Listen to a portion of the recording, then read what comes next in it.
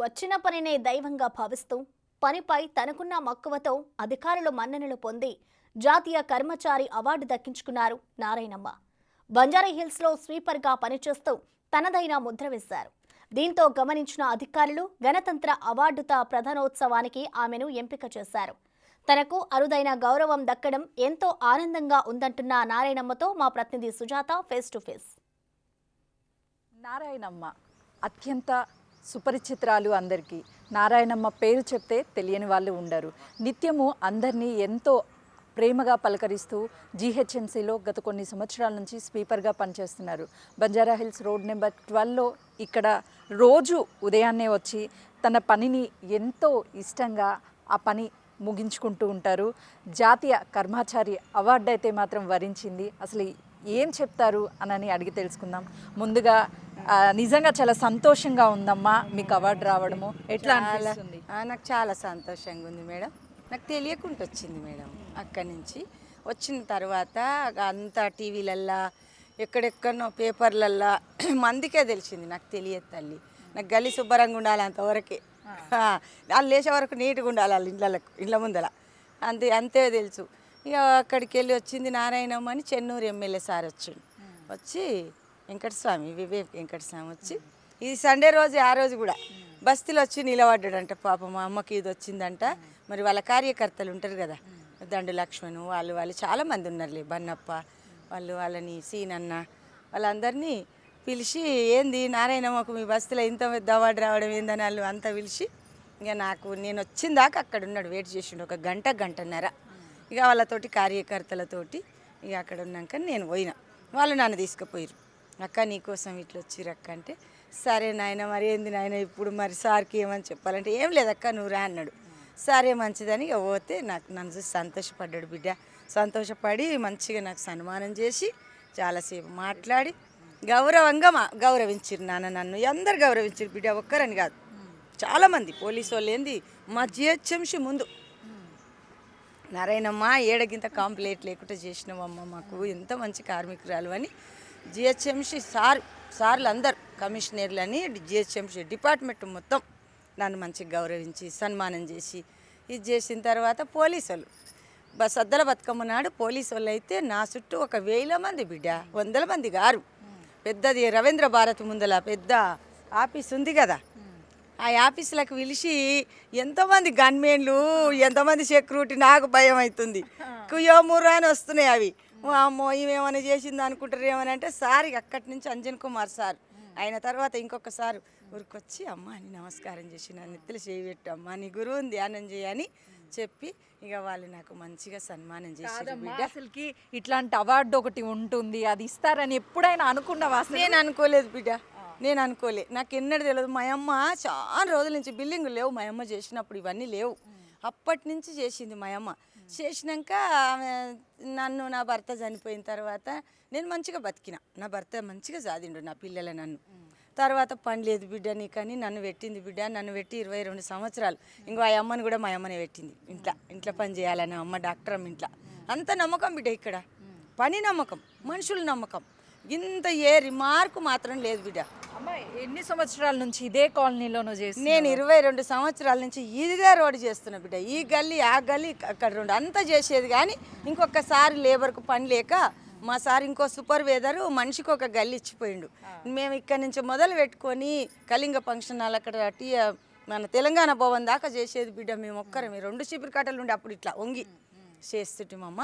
అట్లా చేసినందుకు మాకు మంచి పేరు వచ్చింది. అయినా మేము విశ్వాసంతో పనిచేస్తాం బిడ్డ. పని మంచిగా ఉండాలి. గవర్నమెంట్ జీతం ఇస్తుంది మాకు, మేము పుణ్యానికి చేస్తలేం. ఎవరైనా కారు తీయకున్నా ఎవరైనా నీళ్ళు కొట్టినా ఊకోని బిడ్డ, పంచాయతీ చేస్తాడు లొల్లి పెట్టుకుంటా మస్తుగా. మీకు ఎందుకు, మీరు ఇంత ఎందుకు గలీజ్ చేస్తారు? మీ బాధ్యత లేదా? మేము ఎన్నో ఉంటాం. మీ ఇంట్లో ముందర మీరు లేవక ముందే వచ్చి పని చేస్తున్నాం. మీరు ఎందుకు వేస్తారు చెత్త? వేయొద్దు కదా. మరి మనం మంచిగా చేసుకుంటే నరేంద్ర మోడీ ఎందుకు చేస్తాడు? నరేంద్ర మోడీ స్వచ్ఛ సర్వే అని ఎందుకు చేస్తాడు? మనం మంచిగా చేస్తే మనం మంచిగా మన ఇల్లు బాగుంటుంది. మన ఇంటి ముందర బాగుంటే మన ఇల్లు బాగుంటుంది. మన ఇల్లు బాగుంటే మన బస్తీ బాగుంటుంది. మన బస్తీ బాగుంటే మనుషులు బాగుంటారు. ఈ దేశం అంతా బాగుపడుతుంది. మంచిగా ఉంటారు, నీట్నెస్గా, రోగం లేకుండా, రోగ నిరోధక శక్తుడు. ఈ జిహెచ్ఎంసీలో పనిచేస్తున్నారు మీరు, ఈ అవార్డు రావడం జరిగింది.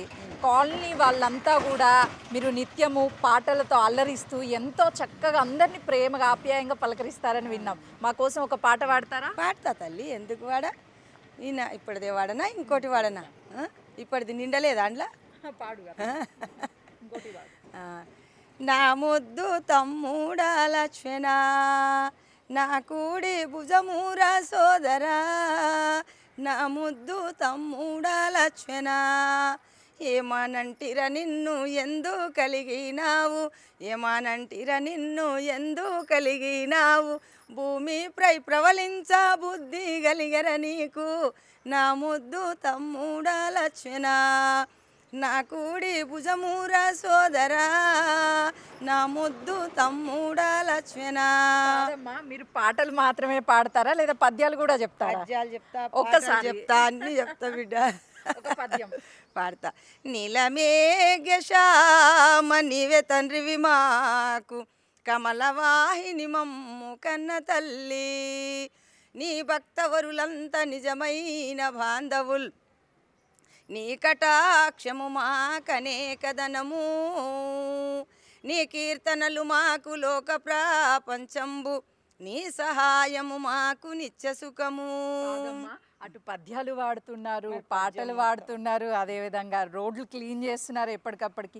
అంటే మీరు అన్ని విషయాల్లో ఎంతో చక్కగా పనిచేస్తూ ఉన్నారు. అసలు మీ కుటుంబ బ్యాక్గ్రౌండ్ ఏంటి? మీరు ఎంతమంది పిల్లలు మీకు ఏంటి? మా అమ్మకు 7 మంది. మా అమ్మకు సంతానం అయితే ఒక తమ్ముడు పోయిండు బిడ్డ.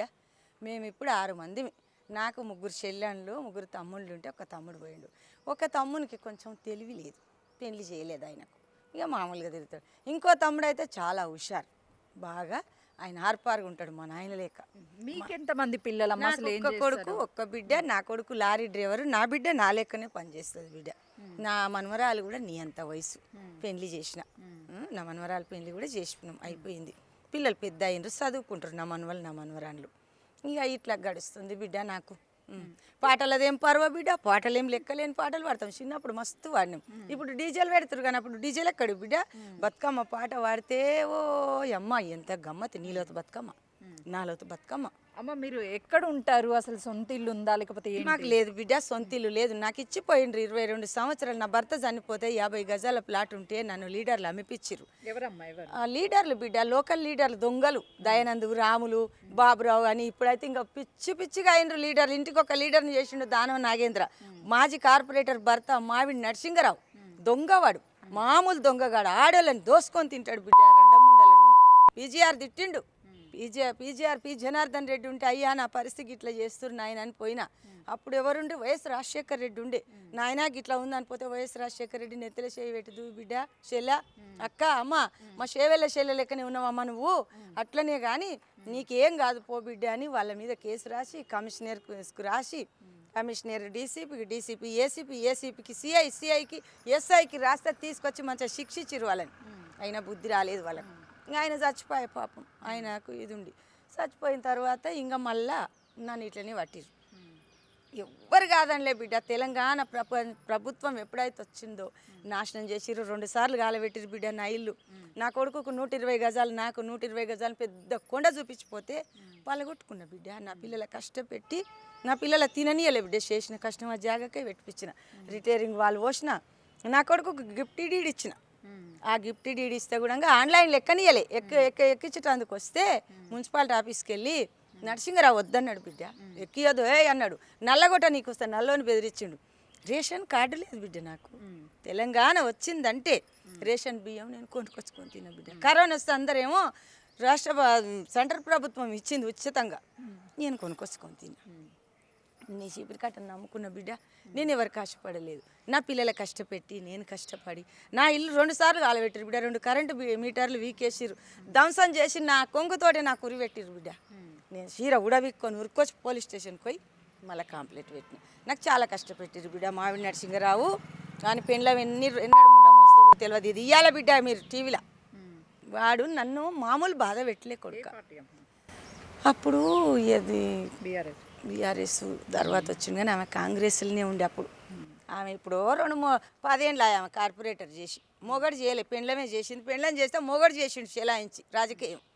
అట్ట అయిన తర్వాత ఇక ఎప్పుడైతే దానం నాగేంద్ర వచ్చిండో ఏ అన్నకి ఇట్లా చేస్తుర్రు అని అంటే ఏందమ్మా అనేంట పడ్డరు ఊరికి అందరు ఆనే ఆరిపోసుకుంటారు అంటే వారు చేసే పనులు బాగుంటే ఎందుకు ఆరిపోసుకుంటారు బిడ్డ? నేనెంత బిడ్డ, నా బతికెంత? నేను సాఫ్ చేసుకున్నా, నా ఇల్లు గులగొట్టి కాలబెట్టి నన్ను ఉరిపెట్టి చంపేంత అవసరం ఏమొచ్చింది వానికి? ఇప్పుడు మార్కెట్ వాల్యూ పెరిగింది కొడుక, అప్పుడు ఏం లేకుండే. ఒక్కదాన్నే వచ్చిండ, నా ప్లాట్ అమ్మిపిచ్చిర్రు, నా మొగడు చచ్చిపోయాక నన్ను కోటి ఇబ్బందులు పెట్టిరు బిడ్డ. నా అవసరాలకు ముడుతుంది కొడుక.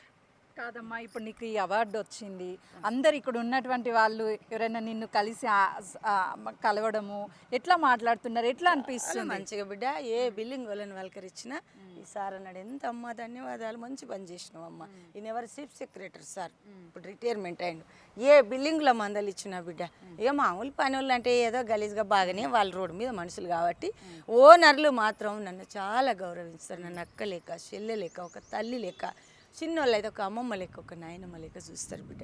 డ్రైవర్లు కానీ, సెక్యూరిటీ వాచ్మెన్ వాళ్ళు కానీ, ఇల్లుగాలో ఈ మేడం అయితే మురిసి వస్తుంది, అమ్మ ఫోటో దిగుదాను రాని అందరు నాకు చాలా గౌరవిస్తారు బిడ్డ. కాదమ్మా, నువ్వు చెప్పినట్టుగా కూడా ఈ స్వీపర్ పని చేసే వాళ్ళు మేము స్వీపర్ పని చేస్తున్నామని చెప్పుకోవడానికి చాలా గిల్టీగా, అంటే నామోషిగా ఫీల్ అవుతారు. మరి అలాంటి వాళ్ళకి మీరు ఏం చెప్తారు? నామోషి కావద్దు బిడ్డ, పనిని దేవుడుగా భావించాలి బిడ్డ. షీపిరి కట్ట అంటే చిన్నది కాదు బిడ్డ, లక్ష్మీదేవి షీపిరి కట్ట. నా పేరే జిల్ జిల్ గాడు, నేను లేకుంటే ఊరంతా పాడు, నా పేరే జిల్ జిల్ గాడు. అమ్మా, నేను కడుపు నిండా పిల్లల గల్లదాన్ని, కళ్ళు జాలకుంటే అమ్ముకునేదాన్ని, నేను కడుపు నిండా పిల్లల గల్లదాన్ని, నా పేరే జిల్ జిల్ గాడు, నేను లేకుంటే ఊరంతా పాడు. చీపిరి కట్ట లేకపోతే ఊరంతా పాడు, దేశం అంతా పాడు బిడ్డ. ఇది లక్ష్మీదేవి. చీపిరి అంటే చిన్నది కాదు, దాన్ని చిన్న అంచనా వేయద్దు. మంచి మంచి మహానుభావులు గౌరవించి దీన్ని పట్టుకొని ఉడుస్తారు బిడ్డ. ఒక్కరోజని ఇట్లా పట్టుకుంటారు కొన్ని ఏళ్ళ కన్నా. ఇది ఎంత చక్కదనమైనటువంటిది బిడ్డ, దీని గ్రేట్, ఎంత గ్రేట్ ఇది. నేను నామూషి పడ బిడ్డ, నేను చాలా గర్వపడతా. మా అమ్మ పెట్టిందని పొద్దున్న లేచి కోటి దండాలు పెడతా మా అమ్మకు నేను.